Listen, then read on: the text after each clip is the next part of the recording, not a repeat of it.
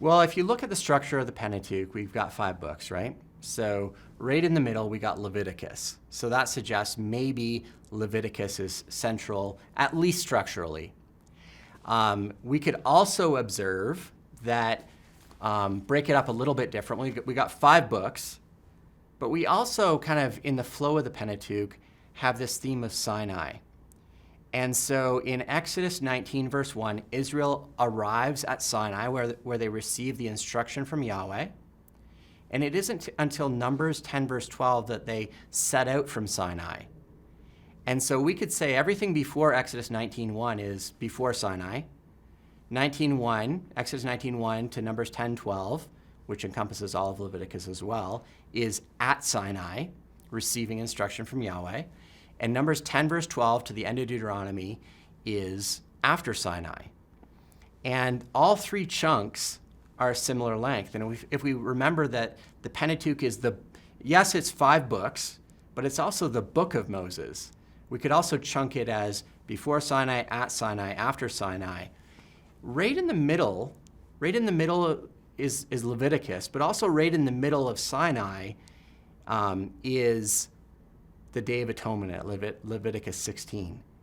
And you see in the beginning of Leviticus, you've got this building up of sacrifices and offerings all the way to the Day of Atonement, where blood atonement is made once a year for the sin of the people. And I would suggest that, along with others, Michael Morales draws this out really well, that really Leviticus 16 is the center of the Pentateuch. I'd also suggest this is beautiful because it highlights grace, doesn't it? A lot of us, when we approach the Old Testament, especially the Pentateuch, especially the latter half of Exodus, the book of Leviticus, we think works, we think, here's what you need to do. But as we get looking at the material, the opposite is the case. Grace is everywhere. In fact, the 10 words, the 10 commandments, begin with, I am Yahweh your God who brought you out of Egypt, out of the house of slavery. So what's the text basically saying? Before I tell you how to live, I remind you that you are already my people. What I'm about to say is not how to become my people. You are my people. And then, now this is how to live. In a similar way, with Leviticus 16 as the center of the Pentateuch, it's basically saying, it's highlighting grace.